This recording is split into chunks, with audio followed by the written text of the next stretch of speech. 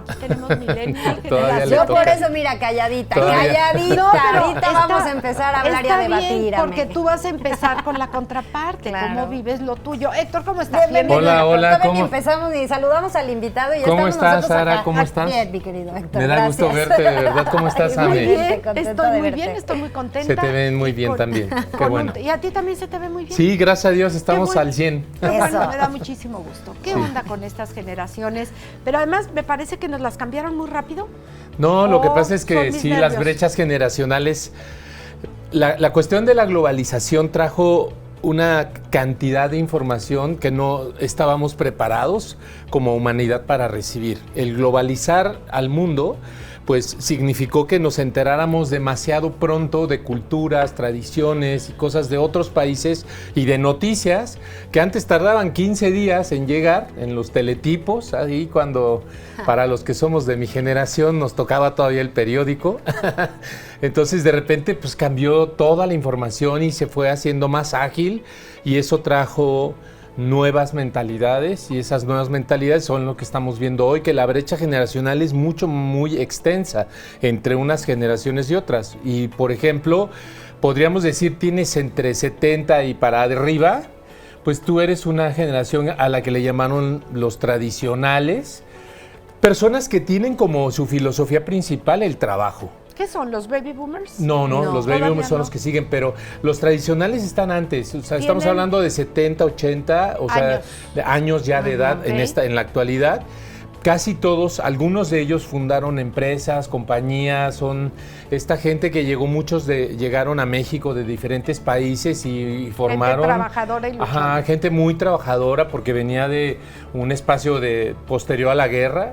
Entonces, por supuesto que para ellos el Claro. trabajo, la disciplina, el orden y obviamente pues un poquito la autocracia, ¿no? El así va a ser y más te vale. Venían de grupos militares y también, si te muchos gusta, de ellos. claro, y si te gusta y si no, mira, Vas para afuera. ahí Sí. está la puerta, ¿no? Para que te Claro. vayas. Todavía algunos de ellos están dirigiendo empresas en la actualidad, personas ya mayores que las vemos llegando como presidentes de sus propias compañías. Y bueno, pues a partir de ahí viene la generación X a la que correspondo. No voy a decir correspondemos porque Amelia me cuelga, pero... No, claro que correspondemos a esta generación, claro. Somos Nuestra los de generación 60. la palabra de nuestra generación es autonomía.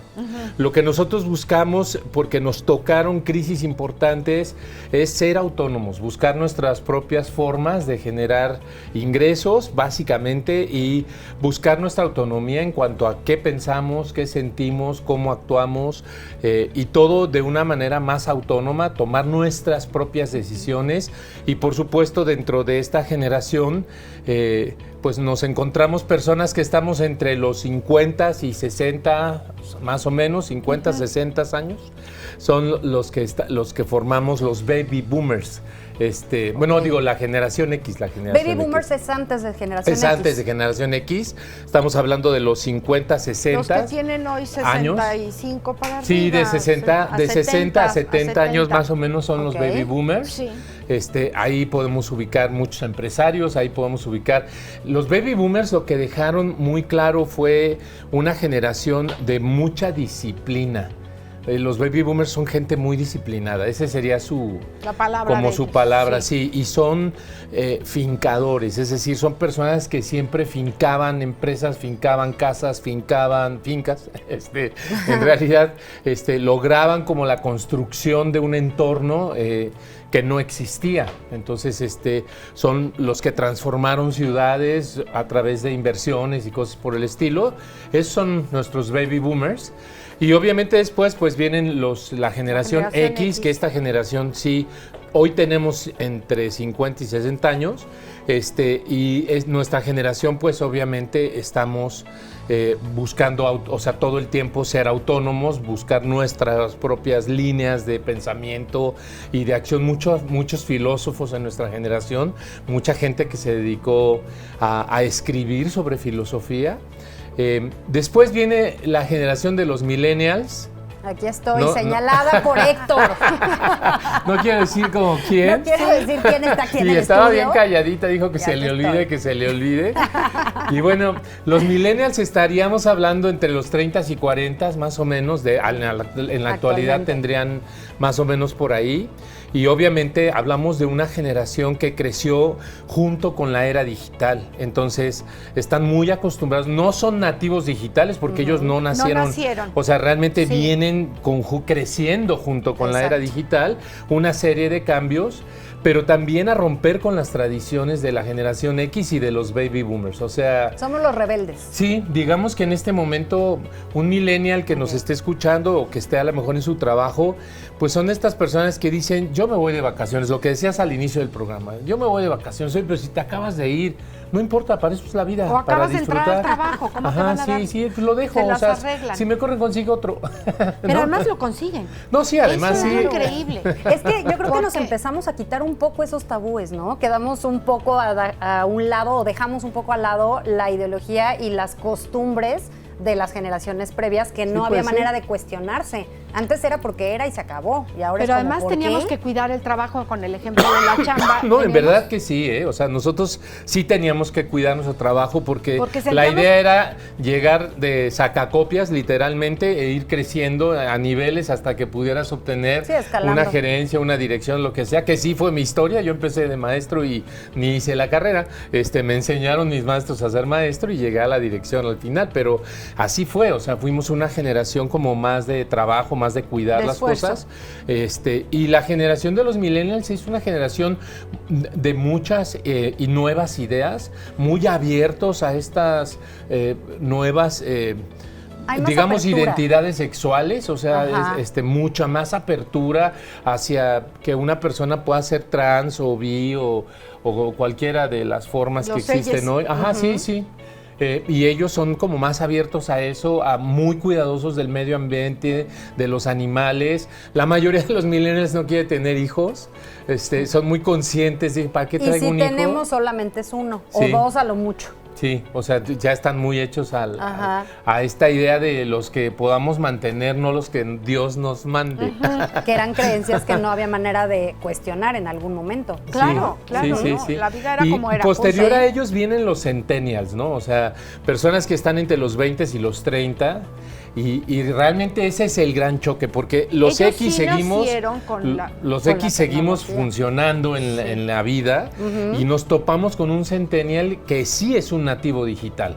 Entonces, los centennials son nativos digitales que cuando les pedimos algo van al teléfono y lo resuelven en inteligencia artificial y nos dicen, aquí está, pues ¿para qué te matas? Así es rápido. ¿Por qué tan complicado si Y- está tan ¿No será sencilla que a la los de vida? las generaciones anteriores nos da un poco de envidia y no hay de la buena envidia de yo que Yo me me maté fleté, exacto. tanto, porque aparte decíamos, nosotros íbamos a la biblioteca, imagínate, y El buscábamos. A esfuerzo. la que hemeroteca. implicaba.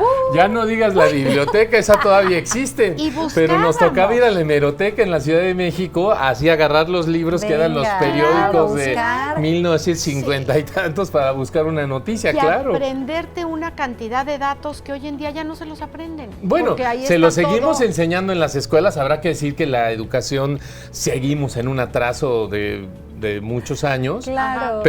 Pero a pesar de eso, pues sí, vamos como con esta sensación de que a ellos les fue más fácil.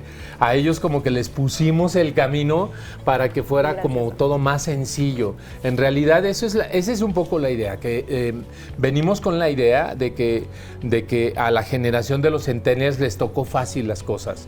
Y los centennials al revés dicen es que ustedes tenían más facilidades, sus rentas eran más baratas, Se había podían más hacer de propiedades, cosa que Así ahorita es. ya no hay manera de comprar. Bueno, sí, pero es Sí mucho hay. más complicado. Sí hay, ¿no? Pero Sí, en realidad hay estas diferencias. Ahora imagínense, amigos y amigas, que tenemos de las que hablamos, tradicionales, los baby boomers, los generación X, los millennials y los centennials, y los ponemos juntos en una organización. O sea, quiero que lo visualices. No, bueno, aquí en RTQ habemos de todos. Sí, sí, Todas las es generaciones. correcto. Todas las generaciones. Don generaciones. Joaquín, por ejemplo, es una de las personas de los tradicionales, o sea, es un hombre... No, ya es baby que, boomer. que no es baby boomer, no, don ¿Cómo Joaquín sí es de no? los tradicionales, no, tiene perdón por decir la edad, pero está por los 90s, ¿no? 80s, ¿Cómo no? 90s, ¿no? Pero ¿No? Yo me estoy equivocando. Ay, qué bueno que tuviste un programa en radio, con toda una experiencia maravillosa.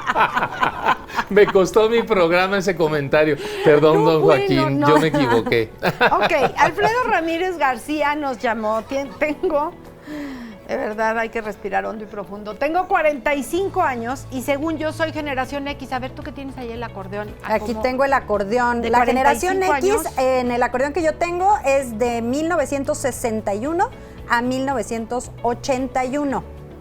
Quienes nacieron en esos 45 años tienes y es generación X. Ok, la verdad me considero afortunado por ser de esa época, ya que justo nos tocó vivir la vieja escuela y la nueva escuela. Exacto. En cuanto a tecnología se requiere. Sí.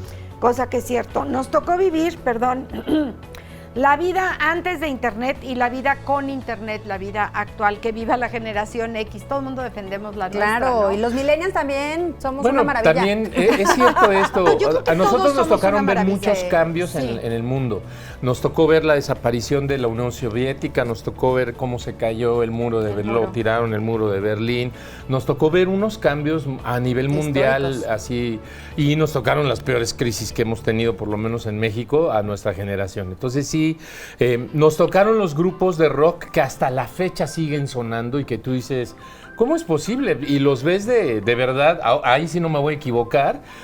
Axl Rose está sobre los 70 años, o sea, y muchos de los rockeros que siguen tocando tienen arriba de 80 años, o sea, y siguen presentándose, ¿no? Tenemos muchas llamadas y qué bueno que el tema, bueno, pues despertó curiosidad y opiniones. Gracias de verdad por comunicarse con nosotros, pero vamos a hacer una pausa. Tenemos llamadas que si los millennials, que si nos quejamos que quién educó a los millennials, tienen toda la razón.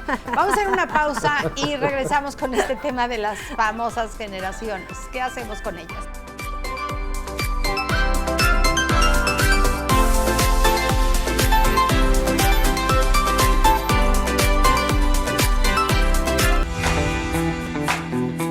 Estamos de vuelta. Que tener no, sí, de que hay diferencias, me queda clarísimo. Vamos con preguntas y comentarios del auditorio. Consuelo Hurtado, nos quejamos de los millennials. Yo no me quejo, lo que pasa es que no les entiendo mucho. Tengo hijo millennial, pero bueno, nos quejamos de los millennials, pero alguien los educó y dejó de educar. Los papás, nos pone entre comillas, entre paréntesis. Entonces analicemos también a los papás.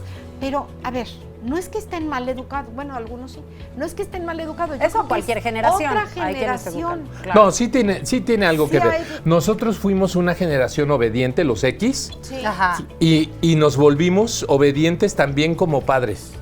Eso es algo muy notorio, o sea, nos volvimos también como papás obedientes. Fuimos hijos obedientes y fuimos padres obedientes. O sea, los millennials sí nos marcaron a la generación X, sí nos marcó. Yo tengo 2 hijos así y ellos componían como sus Ay, nos ponen reglas. así como si tuviéramos una No, condición extraña. no, sus reglas, o sea, unas reglas de juego muy distintas a las que nosotros, porque Héctor, nosotros no hablamos queríamos con conocimiento maltratarlos, de causa, nosotros tenemos no hijos. queríamos golpearlos, nosotros no queríamos que vivieran ciertas situaciones que nosotros habíamos vivido y les dimos unos medios de vida que los hicieron nacer en una cierta comodidad. Y Esa es con una una realidad. flexibilidad, Sí. ¿no? Que no también habían reglas depende- tan estrictas. Pero también depende, Ame, no tanto la generación, sino la condición en la que esa generación estaba viviendo. Ahorita están comentando mucha comodidad o mucha flexibilidad, pero también había muchas generaciones en las que en el tema social no existía esa flexibilidad por simple hecho de no tener el aporte económico necesario y era te atoras y se atoran todos en este sentido. Sí, pero había más posibilidades de estudio. Antes, o sea, de verdad había gente que se tenía que trasladar, por lo menos yo recuerdo, del Estado de México a Ciudad de México para ir a una escuela, porque no había, o sea, hasta la fecha, UNAM hay una, o sea, una y aquí hay otra, ¿no? En Querétaro. Pero pues si quieres entrar a la UNAM, te la juegas para donde vivas en el Distrito Federal, que es gigantesco, pues te vas a la UNAM. O sea, eso también. Y ahora, pero ahora hay un montón. O sea, ahora hay muchas opciones que antes no existían. Hay oportunidades. Así es, hay muchas más oportunidades ahora y no tiene que ver con la formación. Más bien, yo creo que sí un poco es que en donde se pudo, los papás pusimos, y yo lo he visto también con trabajadores, operadores, que buscaron que sus hijos estudiaran para que no fueran obreros. Y los graduaron. Mejores oportunidades a los hijos a los que tuvimos como padres. Así es. ¿Tú crees que ahora los hijos tienen mejores oportunidades hablando de economía que las que tuvimos otras generaciones anteriores? La verdad es que ellos pueden vender, yo lo he visto con chavitos, que se meten a un producto y lo logran y lo venden en línea, y hoy puedes vender en Brasil, en Ecuador, en Colombia. O sea, ya no hay estas fronteras que nosotros teníamos. De verdad, hoy te puedes comprar un artículo de Estados Unidos y te llega por, voy a decir la marca Amazon, o te llega por cualquiera de las otras, pero en realidad es fácil. Antes no podías comprar un producto de Estados Unidos, más que los que traían y eran autorizados por el gobierno. Claro. No sé si te tocó cuando alguien iba que le encargabas un chocolate, porque aquí no había, ¿no? Cierta marca de chocolate. No había. O de chicles o de dulces o la comida para diabéticos, que hasta la fecha sigue muy limitada en México, pero ya hay. Por lo menos ya hay tiendas en donde ya puedes comprar cereales y cosas que antes no existían las posibilidades para las personas con diabetes, ¿no? Y esa apertura también te genera el que, pues justo puedas seguir avanzando en tema tecnológico, porque ¿quiénes son los que están y siguen descubriendo temas tecnológicos? Compramos nuestros teléfonos y se los damos a los hijos. A ver, enséñame. A ver, enséñame. Y nos está abriendo puertas. ¿Cómo se toma una foto? ¿Cómo se hace esto? ¿Cómo se hace el otro? Los hijos nos dicen, mira, esto es muy fácil, es así. Sobre todo los centennials, ¿no? Que son nativos digitales, ellos ya nacieron con controles en la mano. O sea, ya nacen así los bebés. O sea, ya nada más listo para que les pongas el control del Xbox y ya están jugando. O sea, en 2 minutos un niño agarra así muy rápido un control y puede empezar a jugar, y tú dices, o sea, yo me puedo llevar 2 horas y no le encuentro los botones. O sea, esa es la realidad, ¿no? Entonces, están hechos de una forma distinta, y esta era digital también nos ha traído mucha información. Mucha información. Entonces, sí, en verdad que ahora es un momento de decir, a ver, alto, qué es cierto y qué no es cierto. Por eso existe tanta mentira en las redes sociales, porque hay demasiada información. Y hoy, ya con la inteligencia artificial, yo puedo sacar tu rostro y puedo grabar tu voz y puedo hacer un video contigo diciendo algo que nunca dijiste. Y ahora, a ver, date cuenta que sea inteligencia artificial, o sea, entonces en realidad hoy es posible hacer un montón de cosas que antes era delito. Por acá continúan las llamadas y mensajes. Por aquí nos dicen, creo que actualmente a los centennials, socialmente se les exige más en el sentido de tener una casa, tener un buen trabajo, tener una familia, además de que las mismas redes sociales aportan a esa presión física y mental. Yo creo, y el deber ser, el tener que hacer lo que hicieron. Nos preocupa un poco de las nuevas generaciones, cómo va a ser su futuro. No sé tú cómo la veas, pero yo a mis hijos y nieto digo, ¿y cómo va a ser? ¿Cómo se van va a ser nómadas? Pero lo que está para mí muy claro es que vamos a regresar a esta etapa de nómadas, y nuestros hijos se van a poder ir a otras partes del mundo y van a poder estar en donde ellos realmente elijan estar. O sea, porque ¿cuándo íbamos a pensar que alguien podía hacer su trabajo en su casa? O sea, de verdad, el home office para nosotros, de nuestra edad, es algo así como que pensamos que se iba a hacer por cuestiones de la pandemia.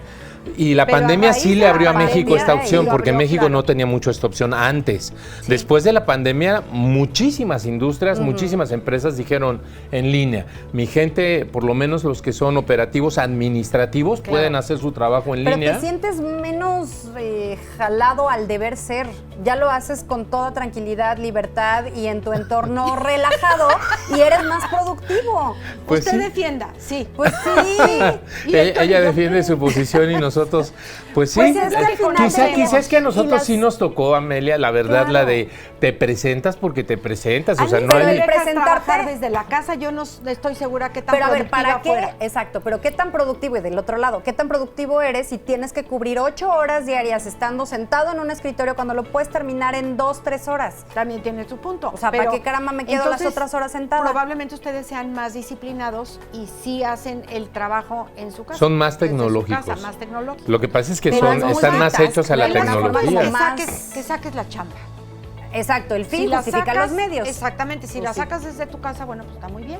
Y la verdad es que te ahorraste muchos espacios de tráfico, transporte. de transporte, y esos espacios los está ocupando hoy esta generación, lo que decíamos en el corte, Sí. para vivir su vida. Entonces Una sí, calidad de vida pueden más libre, ir al más gimnasio, tranquila. pueden ir a desayunar con su pareja, tienen una mejor Estás calidad más de vida presente que la en que casa. tuvimos aquellos que yo entraba, me acuerdo muy bien, como director de escuela no había manera de hacerlo de otra forma. Yo entraba a 6 de la mañana y a veces llegaba a 7 de la noche a mi casa, o sea, Claro. no había de otra porque Pero terminaba entrabas entrevistas con a las 6 papás, de la ¿no? mañana, pero te levantabas a las 5 o salías Sí. a las 5 de la Es mañana de tu correcto. casa, Claro, porque hacías por el una hora de Sí, trayecto. y yo atendía a papás después del horario de comida para que no me interrumpieran en la mañana y terminaba a 7, 8 de la noche. Jorge Santos se comunicó con nosotros que si podemos explicar qué generación nos corresponde de acuerdo al año de nacimiento. Gracias, nos mandan saludos. No, Sí, ¿lo pues, podemos decir? más o menos sí. ¿Quién los A ver, tiene lo ahí voy a la a mano? lo voy a verificar para ver, ahí no están cometer en pantalla también. una falla, porque sí está como muy claro, te lo voy a dar ahorita en este momento. Digamos que entre los 1940, mitades de los 40 hacia los 50 está la generación tradicional, los de la posguerra. Entre 1950 y finales de 1960 estarían los baby boomers. Que están como de 7 años cada... No, ahí sí Ahí está. varían, ¿no? Sí. Ok. Luego viene la generación X de mediados de 1960 hacia mediados de 1980, o sea, finales de los 70, digamos, es la generación X. Luego estarían 1980 para los 2000, los millennial. Y a partir de los 2000, a los 2012, porque realmente ahí hay 12 años nada más, la generación Z, y ahora ya se está planteando que después de 2012 a la fecha, se llamaría generación Alfa, que ya es otro tipo Ahora, completamente. los primeros millennials, si les tocaron papás disciplinados, es el caso de mis dos primeros hijos, no tienen nada de millennials, porque les tocó todavía, aquí se hace esto a esta hora, se llega a las 10 de la noche, dependiendo de la edad que tenían, y como que sí le entraron un poco al redil de la disciplina. Pero hoy sin son golpes. los chavorrucos. Hoy son los chavos que ya no entran ni en la X. Esos son los chavorrucos, Los justo que tienen esos. 45. Sí, los tuvimos así justitos, Pues y así en cuanto es. se sintieron libres ellos. Con permiso, yo de aquí soy, Sí. ya no crees. Es que así nos enseñaron. También querían que aprendiéramos a ser papás diferentes. Muy no bien, se puede. muy bien, muy bien. Pero si usted tiene necesidad Disfrutemos de la diversidad, hombre. de algún curso, de alguna sesión, bueno, pues que te busquen. Y en las empresas me parece que es importante. Sí, hay mucho trabajo Sí. con las multigeneraciones en industria, y de hecho de eso vamos a tratar este viernes en el programa de la Noche de Los Ángeles Escuchan. ¿Cómo te va en el trabajo con otras personas de otras generaciones? Ahí vamos a estar viernes 9 de la noche aquí en RTQ. Si don Joaquín no me corre por andar diciendo Si lo que dije, ¿verdad? todavía tiene chamba. Si todavía tenemos chamba. Viernes, Si no lo puedes 9 de la admitir. 9 de la noche, Viernes Los 9 de la Ángeles noche. Escuchan por el 100.3 de FM. Perfecto, claro que sí, Gracias, aquí te doctora. escucharemos. A Y bueno, ustedes. Alonso Galván está con nosotros, vamos a hablar de las instituciones de niños, niñas y adolescentes. Con él continuamos.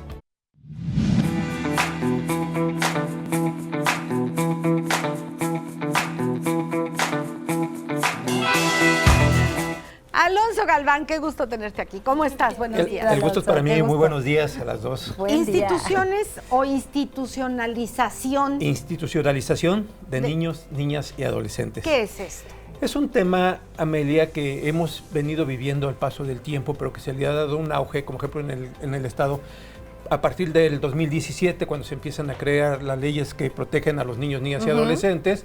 Hay un reglamento establecido a partir de este año, en el 2020, 22, por ahí así, para regularizar la que es la institucionalización de los niños, niñas y adolescentes. ¿En qué consiste esto? Hemos escuchado por ahí que de repente cuando los niños se quedan en un estado de orfandad, y que no tienen familiares, son acogidos por el gobierno, en este caso por instancias como puede ser el DIF.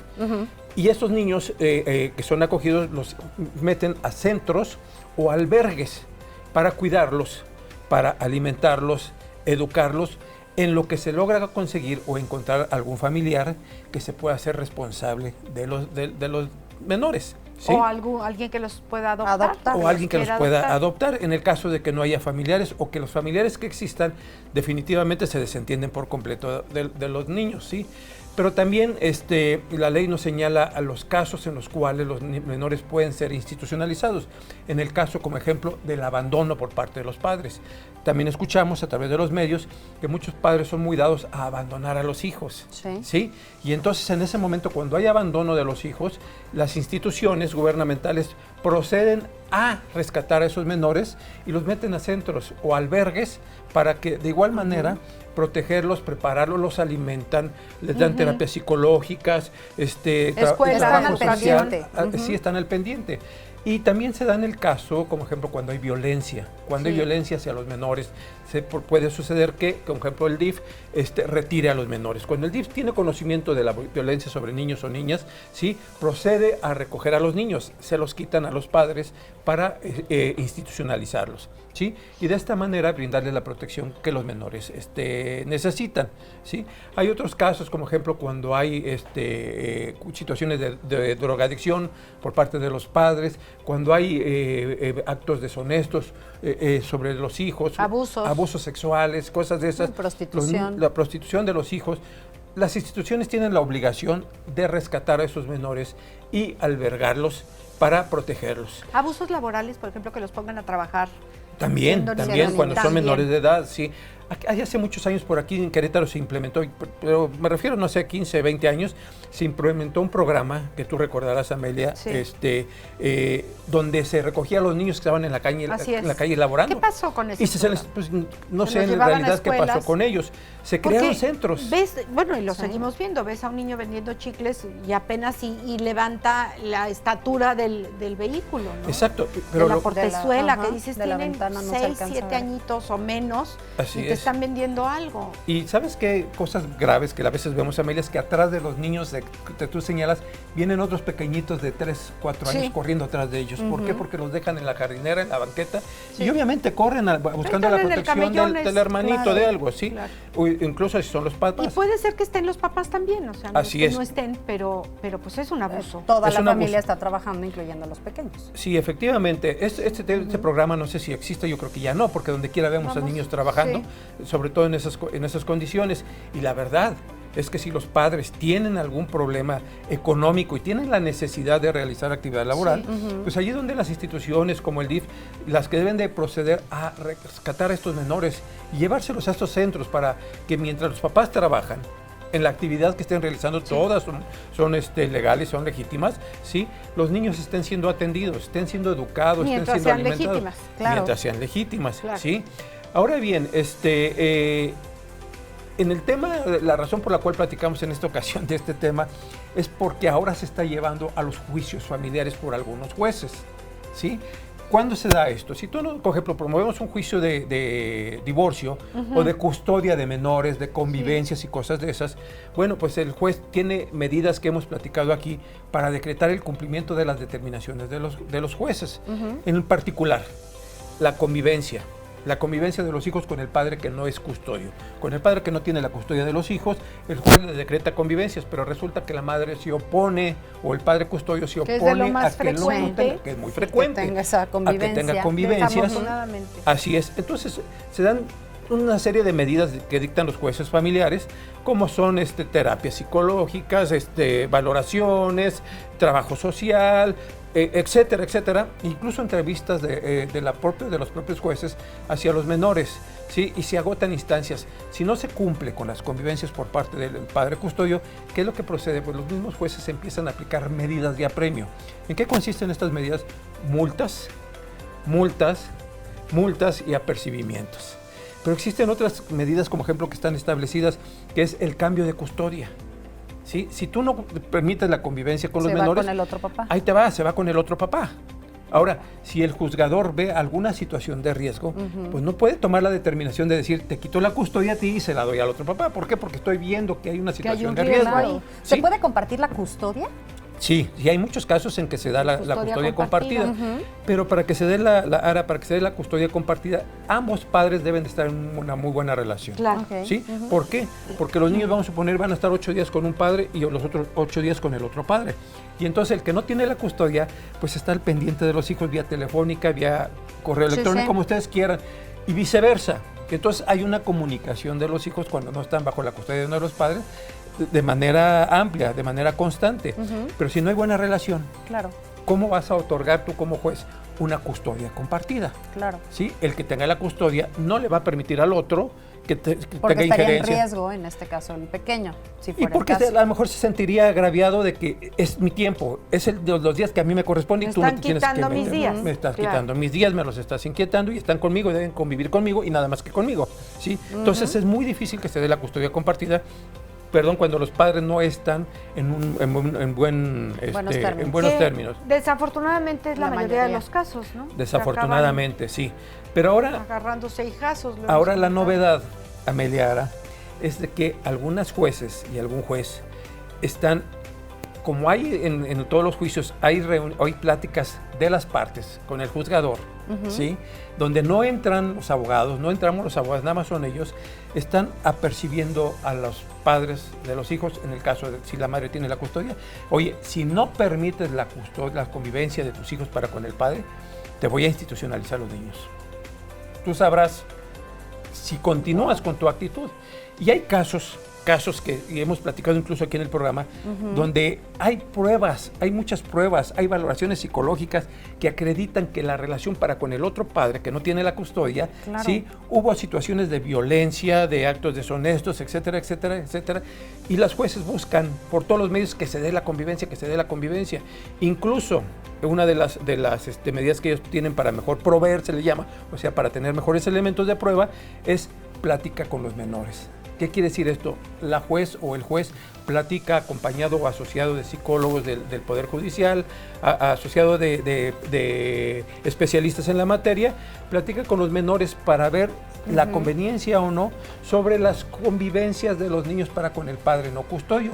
¿Y qué es lo que sucede? Que muchas veces los niños dicen, no quiero convivir con el padre o la madre que no tiene la custodia, por esto y aquello. Dan sus razones que son muy válidas y que están probadas dentro del procedimiento. Pues aún así hay jueces o juezas que dicen, decreto la custodia, la convivencia con el padre. Oye, espérame. Te estoy demostrando Está que bien no es necesario. conveniente. Así Claro. es. Y no solamente eso, Amelia Ara, sino que se van más allá de sus facultades al apercibir o amenazar, porque para mí es una amenaza, al padre custodio de que si no permites las convivencias de tus hijos con el padre no custodio, te voy a institucionalizar a los niños. Oye, acabamos de decir algunas de las causales o de las causas que son excepcionales para institucionalizar a un niño. Sí, sí. El abandono, la violencia física, psicológica, sexual, emocional, como tú gustes, ¿sí? La orfandad, son los casos en los que se pueden institucionalizar los niños. Claro. Entonces, ¿por qué si no hay una convivencia, en lugar de aplicar un cambio de custodia, amenazas o apercibes con la institucionalización de los niños? Cuando Esa es una sabes, salida más mal. fácil, o sea, para el juez es lo más fácil, pero de este lado no, es pero- justo para la pero- convivencia familiar. pero fíjate que sí, es una salida muy fácil, estoy de acuerdo contigo, Ara, pero no es correcto. No, Por pero es lo que te supuesto, voy a No decir, es correcto. no es correcto, pero es lo más fácil para ellos. No, pues entonces que no sean jueces, si les gusta lo fácil, que se vayan a otra chamba, pero Sí, no fíjate, es la chamba del juez lo más fácil. definitivamente, porque tienen ¿Para qué casos, están como ahí? ejemplo, también hay casos donde se acredita que la relación de los hijos con el padre no custodio es muy buena, es excelente. Sí. Y pasan años y no se lleva a cabo la convivencia. ¿Por qué? Porque el padre que tiene la custodia Nos está dejando. está actuando, Sí, está claro. interponiendo todos los recursos. Pero a ver, Alonso, no y me bla, hagas bla, bla. pensar mal. ¿Por qué sucede esto? ¿Por qué lo hacen los jueces? Esa es muy buena pregunta, Amelia. Y Nosotros... después, a la hora del corte me la contestas. No tiene nada oculto, es algo que a veces consideramos los abogados extraño. ¿Por qué? Porque en el caso en particular, yo tengo un caso Sí. donde existe la no conveniencia, que está acreditadísima, la no conveniencia sobre la convivencia Con de uno. los hijos con uno de los padres. Ajá. ¿Sí? Y en el otro caso, está acreditadísimo la excelente relación que tienen los hijos con el papá y no hay convivencia. En este caso, que está acreditada la buena relación con los padres, lleva 2 años el padre no custodio sin convivir con sus hijos. Esto no es justo. Y la juez no ha determinado absolutamente nada más que multitas. Y del lado contrario, donde está acreditada la no conveniencia de las convivencias, la juez está amenazando o está advirtiendo con el cambio con la institucionalización. Yo soy bien mal pensada. ¿Qué pues quieres? yo también, Pues, fíjate, Amelia, yo ya estoy pensando también mal porque sí, no puede ser otra cosa. Pero después de 2 años, está viendo una ganancia. Ahora hay una situación bien importante.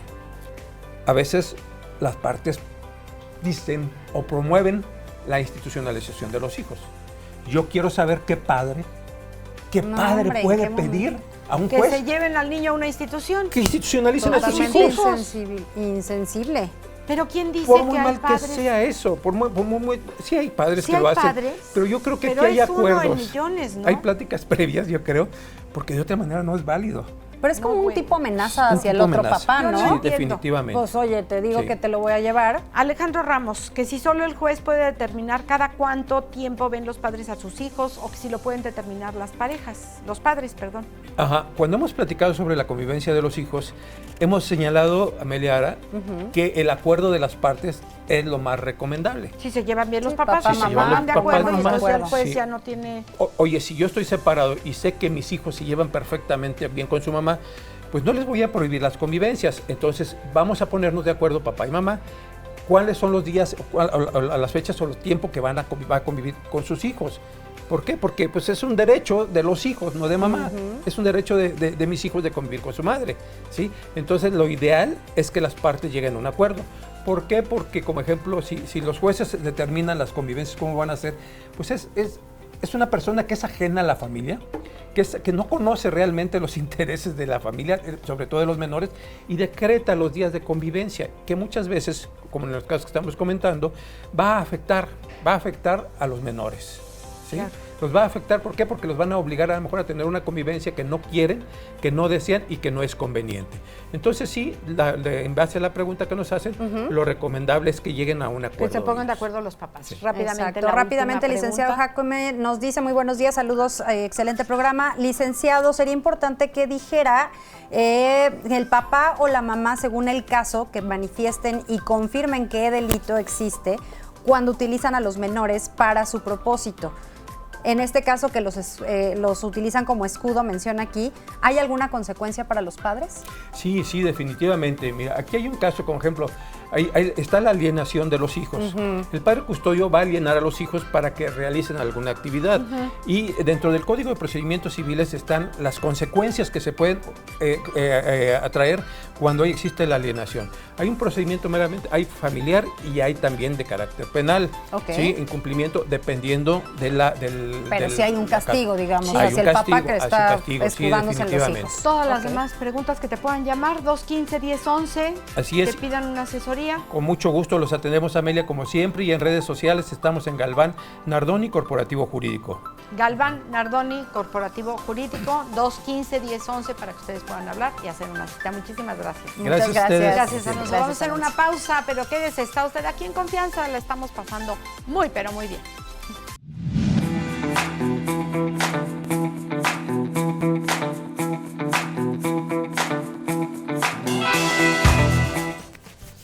Llega casi la primavera y no cabe duda que la naturaleza nos enseña siempre y cuando queramos aprender, porque luego si estamos así como que no quiero ver nada, bueno, pues ni modo, pero para eso está Ana Descalza, nuestra bióloga consentida, para recordarnos el ritmo de la naturaleza, que es el tema que vamos a tocar el día de hoy. ¿Cómo estás, Anita? Bienvenida, Bienvenida, chiquita. muñeca. Muy bien, ¿ustedes cómo están? Bien, muy bien, esperando. Tú ya vienes muy primaveral. Yo sí.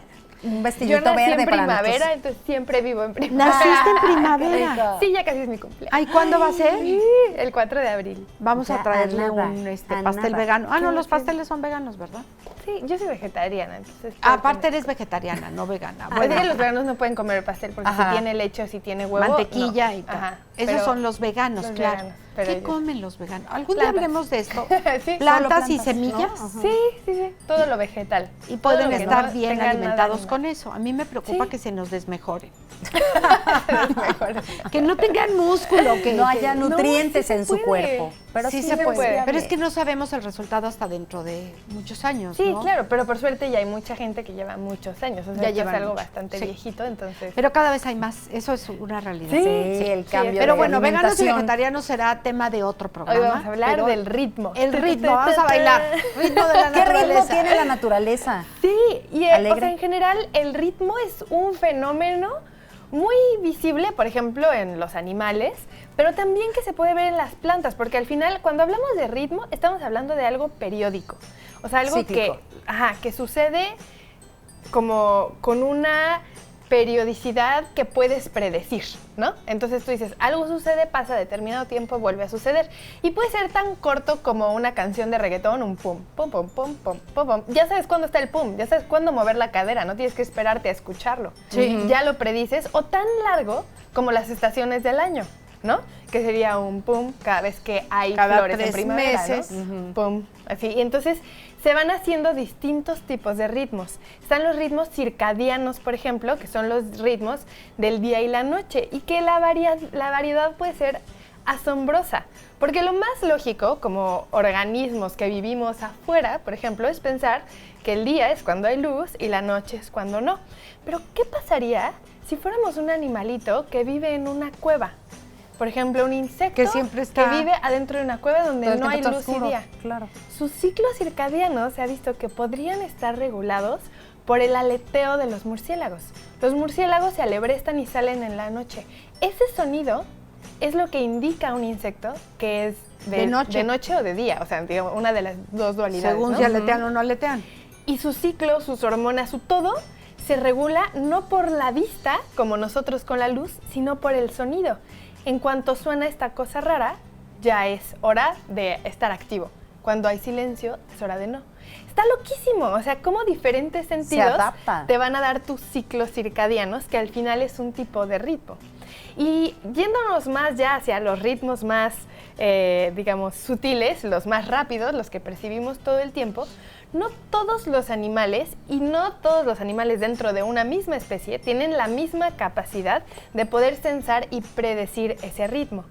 Se ha estudiado que los animales con tendencias vocales son mucho mejores para seguir el ritmo. No sé si han visto videos, son súper famosos, los mandan hasta en WhatsApp y todo, como las cacatúas, por ejemplo, que ponen una música y mueven el cuellito. Ajá. También en los shows de pájaros siempre los ponen, y no sé quién, Pedrito sabe bailar, y Sí, ¿no? vaya. Así como el cuellito. Sí. Y van al ritmo de la música. Sí. Pasa también con lobos marinos, por ejemplo, que a pesar de no tener, por ejemplo, cantos sofisticados como las aves, en realidad sí tienen una comunicación vocal, especialmente en lobo marino, en los machos, ¿no? Que generan Ok. una vocalización rítmica para poder comunicarse, especialmente con otros machos de, este es mi territorio, Aquí no te acerques, ¿no? metas. Exacto. Y nosotros los humanos, al tener una comunicación vocal tan compleja, también se ha desarrollado esta parte de ritmo. Y por eso es que nos encanta bailar, porque podemos seguir el ritmo. Ay, yo dije Por que ejemplo, Oye, estos son leones marinos. son lobos marinos. Lobos sí. marinos. León marino es igual. León eso o es lo lobo que no es es lo en inglés. mismo. Ajá. Ok.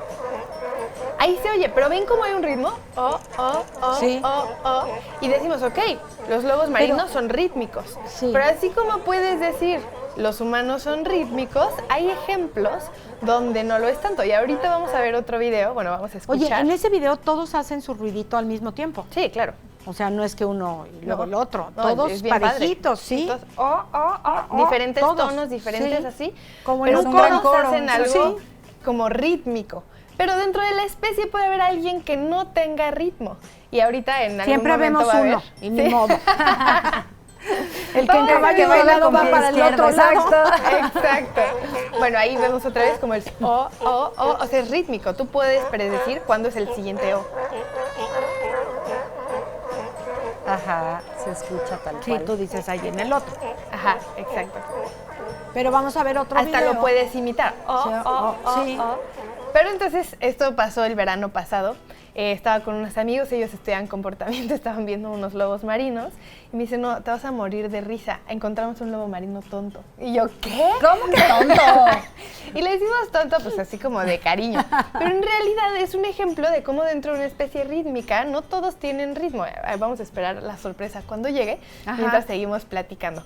Porque sí hay posibilidad de que el ritmo no se dé... Ahí está, mira. Ay, pero aparte es desafinado el pobre. Amigos, yo creo que sí lo están escuchando en radio, por supuesto. Amigos de televisión, todos van como al mismo ritmo y hay uno que... Oye, a lo mejor es sordo. Mira, quién sabe, nosotros lo vimos de lejos, pero ahí los que estudian Claro, comportamiento. empiezas a investigar el porqué de la arritmia de ese... ¿no? Claro. Y luego ves a gente, así estás en una boda, todos bailando, y siempre está el loquito así. El que va por que nada que ver con la música, pero está sintiendo. Claro, Oye, ¿sabes y que esto ahorita que neuronal. dije sordos? Conozco una comunidad de sordos y me encanta porque me ponen música y bailan. Ajá. Y pues yo sí les pregunté, porque son de toda mi confianza, que cómo bailaban si no oían. Y me decían que era por la percepción, porque ellos sienten la música, Las no la vibraciones. escuchan, las vibraciones. Ajá. Sí, O sea, claro. es maravilloso, la Sí, por misma supuesto. naturaleza, cómo te provee de muchas cosas. Pero incluso esas vibraciones Sí. se relacionan con todo el proceso neurológico que conlleva el tener el ritmo. Nosotros, en el caso de que se escuche, ya con las vibraciones debes involucrar seguramente otra parte del cerebro, pero aquí en el lóbulo temporal tenemos la corteza auditiva. Entonces necesitas que las neuronas de la corteza auditiva se conecten con neuronas de la corteza motora, para que tú puedas con tu cuerpo predecir ese ritmo y, por ejemplo, aplaudir con la música. Claro. Después de esa corteza motora necesitas a los ganglios basales para que puedan como conjuntar estas dos señales de audio y motor, o sea, audio y movimiento. Sí. Y después todavía el cerebelo ajusta cuestiones de tiempo. Entonces todo esto lo hemos estudiado con la alta tecnología que tenemos ahora, donde puedes poner a alguien a aplaudir y mientras ver qué está sucediendo en su cerebro, ¿no? Qué se prende, qué neuronas se están actuando. Entonces se sabe que es toda esta comunicación. Ahora hay gente que tiene algunos trastornos en donde no son capaces de interconectar bien estas zonas y entonces no tienen ritmo. No quiere decir que sea algo terrible, ¿no? Al final puedes sobrevivir No pasa muy bien nada. sin ritmo, Así porque es. por suerte los ritmos importantes como el del corazón, el de la respiración, están controlados por el tallo cerebral y por toda esta red de neuronas independientes que no requieren de nuestra conciencia, ¿no? Pero entonces, cuando no tienes ese ritmo, puede ser que no tengas esa interconexión entre neuronas. Hay veces que puede ser incluso genético y entonces pues está difícil. Lo bueno de esto es que al ser conexiones neuronales y ser nuestro cerebro tan plástico, es algo que siempre se puede trabajar. O sea, sí podemos, si somos arrítmicos, podemos trabajar en tener ritmo. Claro, lograr tener esas conexiones que no tenemos. Y por ejemplo, los chimpancés, que son súper cercanos a nosotros, las aves, las cacatúas son más lejanas. Tú pensarías, porque ellas tienen ritmo y los chimpancés no. Los chimpancés pueden seguir un patrón repetido, pero tú le pones una canción y no puede predecir el ritmo como las aves. Como la canción. Le cambias la canción y el ave cambiaría el beat de su movimiento. Cabeza. Y un chimpancé no. Okay. Nosotros sí, ¿no? Y entonces así se va saliendo en distintos como ramas de la vida, los que tienen ritmo, los que no, y de aquí surgen teorías bien interesantes. Por ejemplo, el reggaetón, a mí no me gusta, la verdad. A mí tampoco, la verdad. Pero para bailar está bien divertido. Y entonces dicen, o sea, porque lo que no gusta es la letra, ¿no? Pero dicen que ha sido tan popular, uno obviamente por todos los medios y la difusión que se le hace, pero también porque los beats por minuto, los BPM del reggaetón, son muy similares a los beats por minuto, los BPM, de nuestro latido del corazón. El reggaetón va entre 80 y 100 BPM, nuestro corazón entre latidos. 60 y 100. Entonces, de repente, tal vez escuchar algo que va tun, tutun, tun, tun, tutun, tun, y que tu corazón va similar, le hace lógica a tu cuerpo ese ritmo. Y por eso puedes tener algo de gusto por ese ritmo. No quiere decir que te guste la letra o que te guste el género o lo que sea, pero eso va siendo... Es pegajoso. Claro, ¿no? Y eso te arrastra a los orígenes. Sí, claro. Entonces, ¿cómo surgió la música? Tal vez surgió de algo intrínseco. Si tú lo único que escuchas es el latido de tu mamá cuando estás en el vientre, tal vez habrá alguna raíz ahí que cuando salgas digas, ay, pues le pego un palito y se siente padre. Y empiezas a que hacer la música ritmos. ha acompañado, Exacto. o el ser humano más bien ha creado música desde sus orígenes. Claro, Toda y la empieza vida. con ritmo y de ahí comienza también una comunicación, el lenguaje y toda la maravilla de complejidades que se dan a partir del ritmo. Me encanta. Hasta llegar a lo que escuchamos hoy. Sí. Así estamos. Es el Muchísimas ritmo de la gracias. ¿En naturaleza. dónde te podemos seguir, Ana Descalza? Ana Descalza en todas las redes sociales y especialmente en mi canal de YouTube.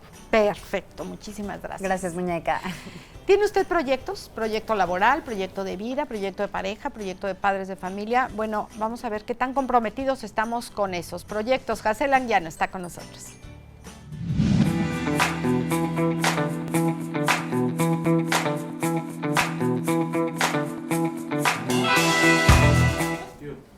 ¿Qué tanto nos comprometemos con nuestros proyectos? Hazel, un gusto, como siempre, tenerte aquí en el programa. Muchas Bienvenida. gracias, muy contenta de estar otra Yo vez les aquí decía al con principio que me ustedes. parece importantísimo, primero, tener proyectos, porque si no, estás comprometida con tu proyecto y ni siquiera tengo No proyecto, sabes ¿no? ni qué quieres. No sabes ni qué quieres en la vida. Exacto. Entonces, ¿por dónde empezar? Exacto, miren, hoy no les traigo un cuento, pero les traigo un cuento de la vida real. Sí.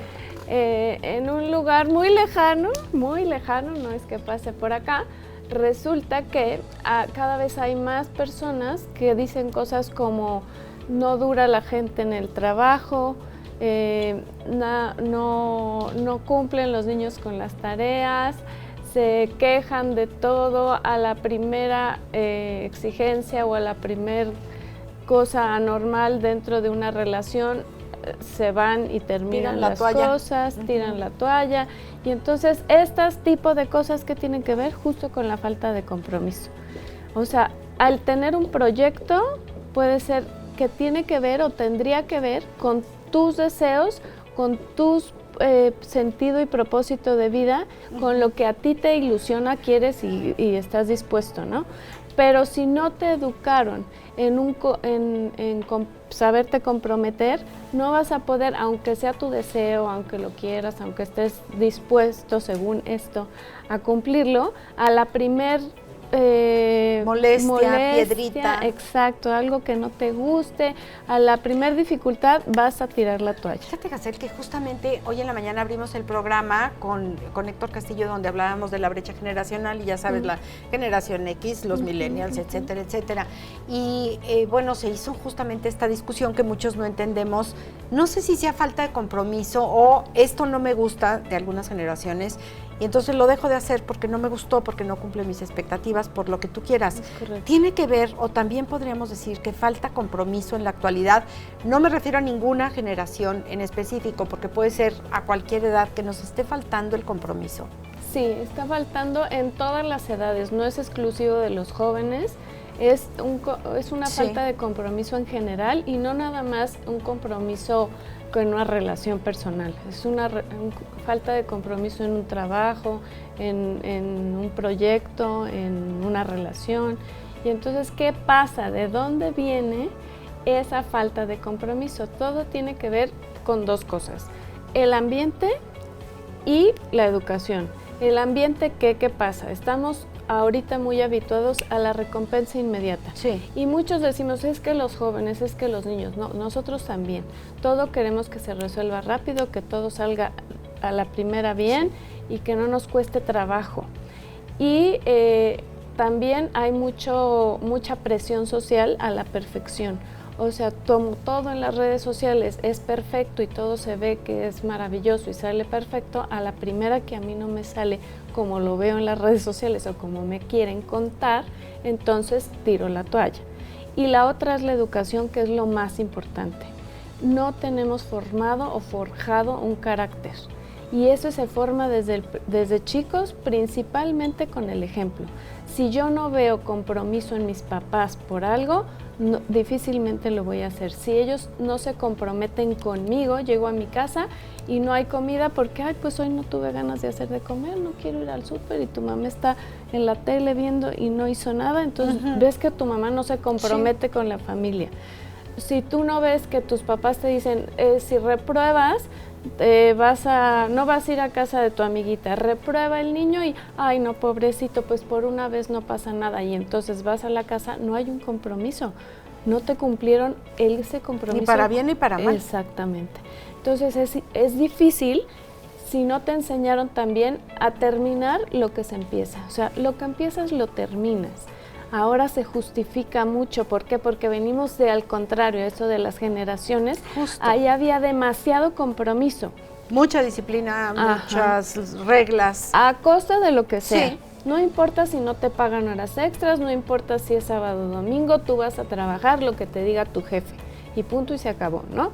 Y eso era un extremo, porque no te dabas tiempo, porque no te respetaban. Sí, pero ahorita Pero ahora no me gusta y me voy y renuncio, no dices, espérame tantito. Y así, con la mano en la cintura, dicen, y uno de otra generación dices, Dios, pero ¿de qué va a comer? ¿De qué va a vivir? Ellos priorizan mucho su libertad. Lo que yo quiero. Claro, porque sí, el compromiso tiene que ver mucho con libertad, con responsabilidad. Y tenemos una falsa creencia que un compromiso es una obligación y que es como una cárcel, ¿no? Si yo me comprometo a una hipoteca, estoy obligado toda la vida a pagar. Ok, tienes ese compromiso. Siempre hay manera de romperlo. Pero si yo no tengo la firme convicción de que eso sería un bien para mí mayor, que requiere esfuerzo, que requiere constancia. Que no es recompensa proceso momentánea, pero sí va a ser la recompensa a largo plazo y va a ser mucho más grande la recompensa. Exacto, exacto. Entonces, si no tengo bien claro eso y si no me educaron y me acostumbraron a eso, es difícil que yo lo cumpla. Y con esta idea ahora de la libertad, de soy libre, ¿para qué me comprometo con la renta, con la compra de un departamento, de una casa? Pues puedo rentar y mientras, sí, pero eso no es para siempre.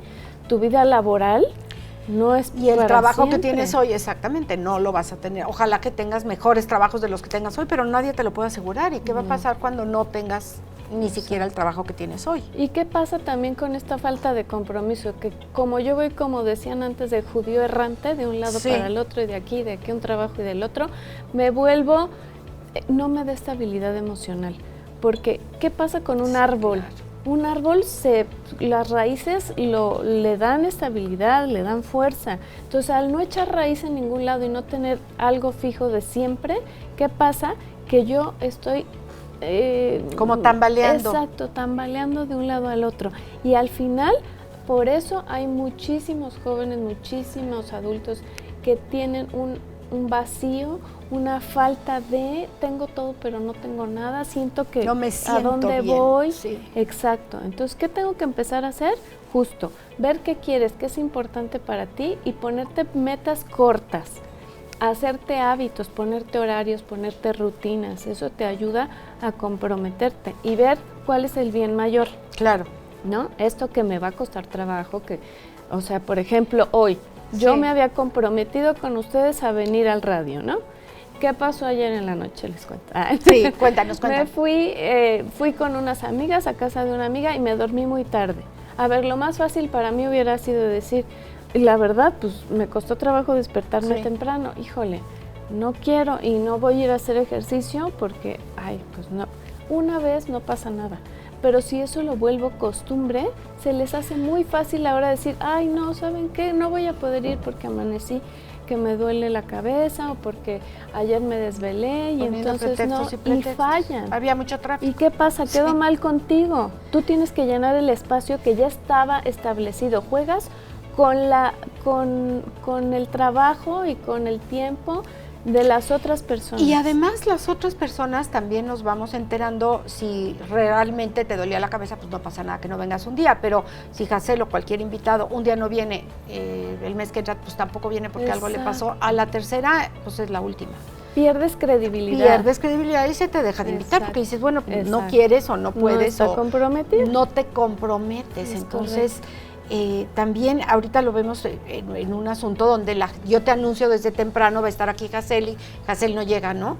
Y el compromiso no solo es conmigo, también tienes un compromiso con la audiencia, con la gente que te sigue en televisión y que está encantada de verte. Pues, ¿qué le pasó a Jacel? No, pues hoy no pudo, pero y luego tampoco, y luego...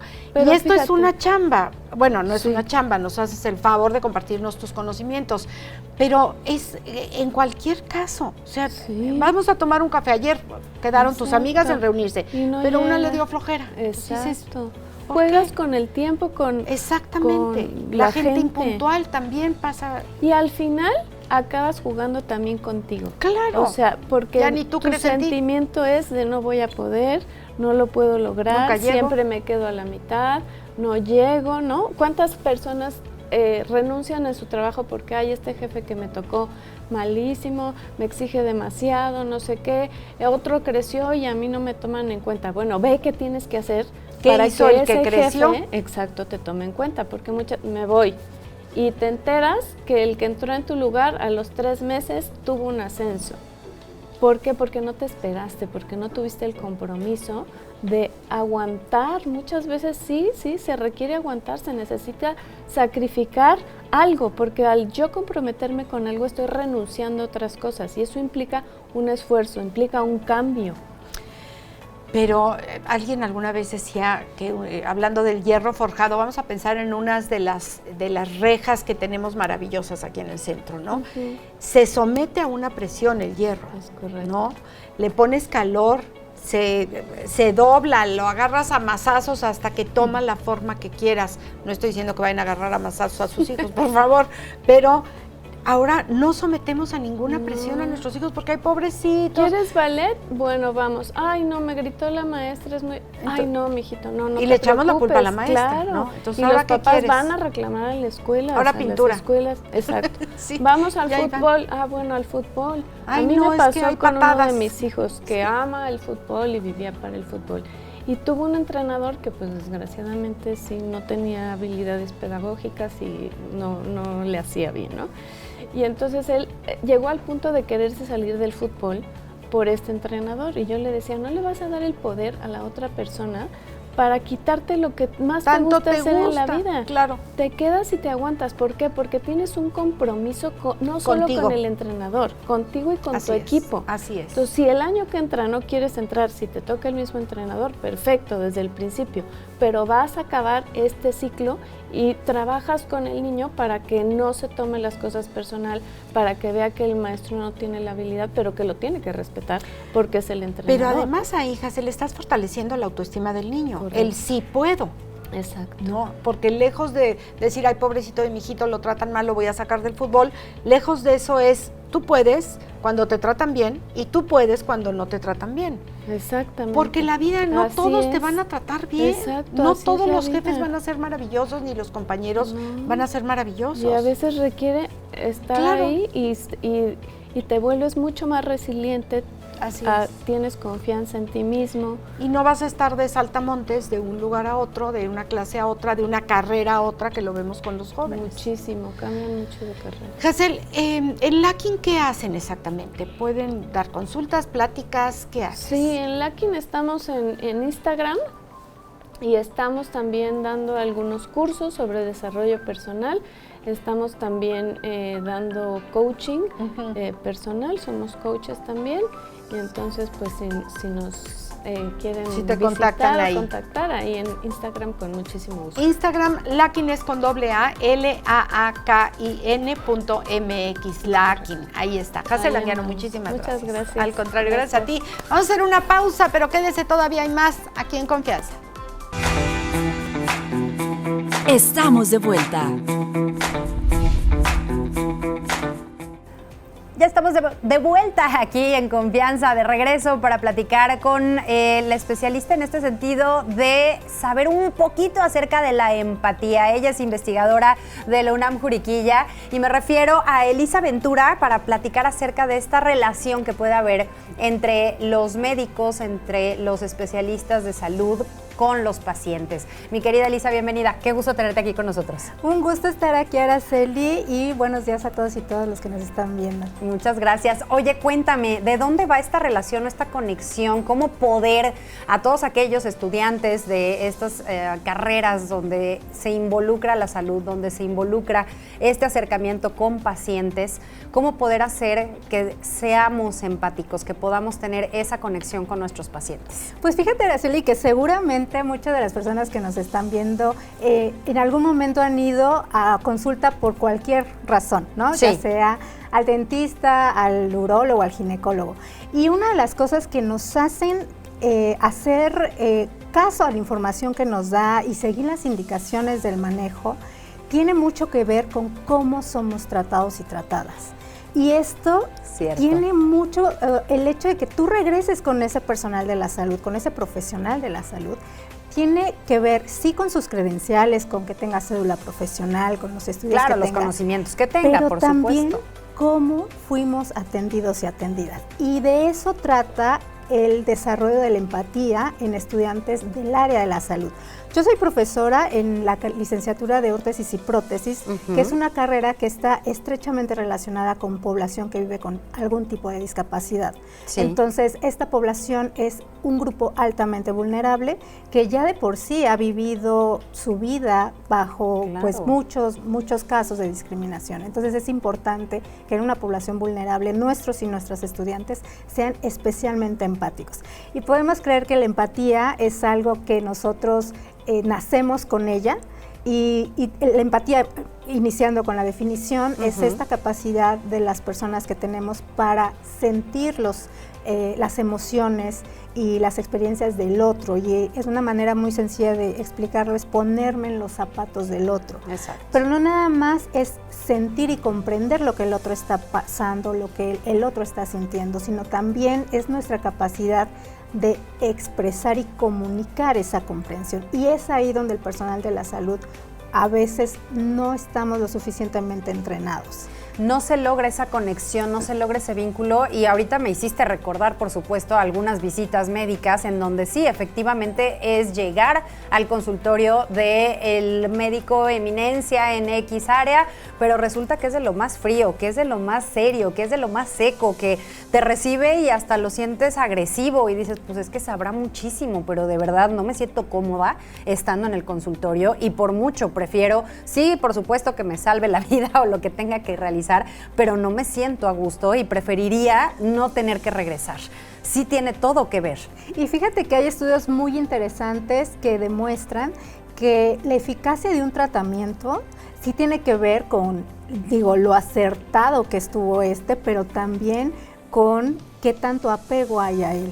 Y si nosotros como pacientes no sentimos esa conexión con alguien, un profesional de la salud, difícilmente vamos a seguir sus indicaciones. Tiene mucho sentido, o sea, si es alguien que no te inspiró confianza, ¿cómo vas a seguir las indicaciones, ¿no? Entonces, cierto. Aunque no lo creas, parece algo muy banal, pero las tasas de rechazo a tratamiento, de complicaciones subsecuentes por un tratamiento no llevado a cabo correctamente, son muy altas. Las formas tienen que ver en este sentido, ¿no? La manera en la que te dan un diagnóstico también impacta diferente al paciente. Por supuesto. Entonces, también se ha visto, por ejemplo, que una vez que ya los profesionales egresan de su licenciatura o de su profesión, es difícil que puedan desarrollar este tipo de habilidades, y por eso es el momento que pareciera ser el más idóneo para que adquieran estos conocimientos, es durante su formación, es decir, cuando están estudiando su profesión. Y por eso es que yo hago mucho énfasis al menos en mi licenciatura, que tiene una estrecha relación con personas vulnerables, que mis estudiantes puedan desarrollar estas habilidades, porque la buena noticia para todos aquellos que nos estén viendo y que quizás están estudiando alguna carrera del área de la salud, es que la empatía es como el músculo, se ejercita logra. Y se puede llegar a desarrollar esta habilidad. Tiene que ver con la personalidad también, a lo mejor en este caso que mencionas de tus alumnos, ¿no? En formación. Habrá quienes son mucho más metidos en la investigación, en el desarrollo, son buenísimos en este caso de las órtesis y prótesis, pero ya tal cual esta convivencia o este manejo de público o este manejo interpersonal les dificulta. Fíjate que la empatía sí es una habilidad que es intrínseca al ser humano. Sin la empatía no podríamos sobrevivir como especie. O sea, el hecho de que seamos seres sociales nos tiene que de alguna forma dar estas habilidades para poder convivir y contribuir en grupo.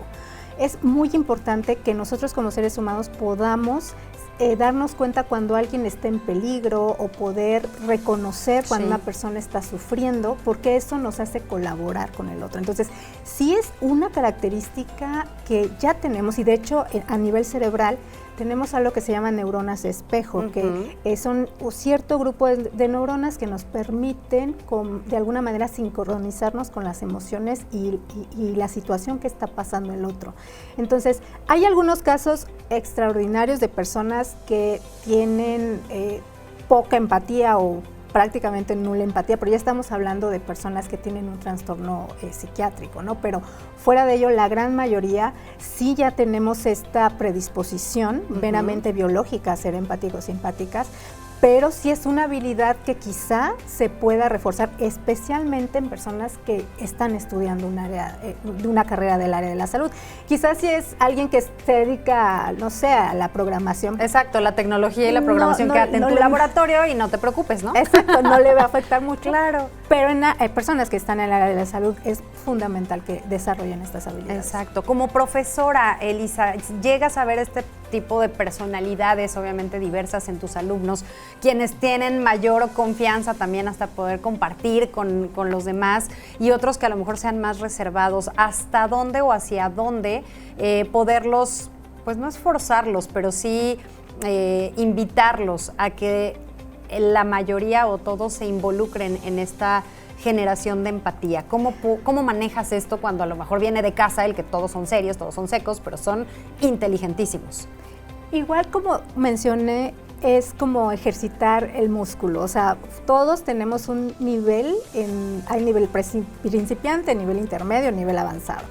Y hay algunas investigadoras que en el área de la empatía que mencionan que prácticamente todos los días nos afrontamos a una situación en donde podemos ejercitar la empatía. Por ejemplo, si en mi día a día tengo una discusión con una persona que no piensa como yo, tal vez ese ejercicio de tratar de comprender por qué el otro no piensa como yo es ya un ejercicio de empatía. Otra, si estamos, no sé, si estamos en un restaurante y la pareja de al lado está teniendo una discusión, ahí es otra oportunidad donde puedo tratar de como entender las diferentes perspectivas de las personas que están discutiendo, ¿no? ¿Por qué esta persona está enojada o por qué esta persona no piensa lo que el otro le está diciendo, etcétera, etcétera? Entonces, hay muchas oportunidades a lo largo del día y cada quien puede ir eligiendo con qué situación se siente más cómoda o cómodo para ir forzando un poquito más que forzar, ir como ejercitando y llevando un poco más este ejercicio de la empatía. Pero sí, definitivamente hay gente que ya es muy empática y lo logra comunicar y es como muy, muy asertiva en este tipo de comunicación, pero sí es algo que pues cada quien va a ir avanzando conforme a su nivel, ¿no? Exactamente, y muchísimas gracias a Carolina Ledesma, que se está comunicando con nosotros para compartir un poquito de su experiencia. Dice, he ido con doctores que noto que son muy buenos en su rama, pero que son monosilábicos, por lo cual considero es importante el desarrollo de la empatía hacia sus pacientes. Parte de lo que estamos hablando, Elisa. Definitivamente. Fíjate que hay incluso un acrónimo que se ha desarrollado como para hacer estas habilidades un poco más fuertes. Y de las cosas que primero nos enseñan es contacto visual. O sea, es importantísimo el contacto visual con tus pacientes de una manera de validarlos y de verlos, porque al verlos existen, ¿no? Les das un sentido y un lugar en el mundo. Entonces, sí es cierto que muchos colegas lamentablemente ni siquiera pueden ver a los ojos de las personas que están atendiendo. Y solo con eso ya es crítico, ¿no? Imagínate que vamos a una consulta y ni siquiera nos vio. O sea, ¿cómo es posible que vamos a poner en mano de esas personas nuestra salud, ¿no? Otras, por ejemplo, el ser muy cuidadosos con el lenguaje no verbal, que es decir, qué expresiones hacemos. Por ejemplo, si nos están diciendo una situación desagradable, pues no hacer cara de fuchi, porque obviamente eso va a estar aún más, pues va a ser muy incómodo para la persona que está en consulta. También cuidar mucho las posturas. Quizás si yo estoy dando una consulta y tengo completamente una posición cerrada. Los brazos cruzados. Los brazos cruzados, y estoy viendo el celular o estoy muy atento a la computadora, pues es otra manera de demostrar que no me interesa lo que me estás contando. Como paciente se vale compartir tantito con el médico el que nos está haciendo falta tener esa empatía por parte de... Yo creo que es válido, sin embargo también tengo que aceptar que muchos de mis colegas pues tal vez no son muy receptivos a este tipo de comentarios, pero creo que sí estamos en el derecho de decir, oiga, doctor, doctora, por favor, al menos míreme. Claro. ¿No? O sea, creo que eso es válido, sí. Sí. Exacto. Parte de lo que habría que considerar dentro del estudio de todas las áreas en cuanto a salud y desde esa formación en el estudio, pues también considerar la empatía, la manera en la que podemos nosotros sentir o ponernos en el lugar del otro. Mi querida Elisa, muchísimas gracias por haber venido a tocar este tema tan importante y que seguro muchos de nosotros hemos vivido. Vamos a tratar de hacer este cambio con estas nuevas generaciones que van a salir egresadas. Agradezco mucho tu invitación y pues que pasen un gran día. Muchas gracias, igualmente. Estamos de vuelta. Sí, que les vaya súper bien a todos ustedes. Gracias por acompañarnos. Recuerden nuestras redes sociales. A mi querida Amelia Cove la encuentran como En Confianza con Amelia y una servidora como Ara Rangel Oficial. Nos vemos de manera personal hasta el lunes. Me voy a ir a trabajar a Guadalajara, pero vengo aquí de vuelta el lunes. Mi querida Ame, a ti que te vaya increíble y mañana por aquí estás. Muchísimas gracias. Claro que sí, que tengas muy buen viaje de ida y vuelta. El próximo lunes aquí te vemos. Y gracias, por supuesto, a todos los compañeros que hacen posible que este programa llegue hasta sus hogares, oficinas, mercados, comercios, vehículos, en todos lados donde nos siguen. A ustedes muchísimas gracias, que son pues el motivo por el cual hacemos este esfuerzo con tanto gusto y con tanta pasión. Que tengan ustedes un día maravilloso. Si lo permiten, mañana en punto de 8:30 de la mañana seguiremos platicando aquí muy, pero muy en confianza. Lindo día. Gracias por tu sintonía. Te esperamos muy pronto para seguir platicando aquí en Confianza. Hasta pronto.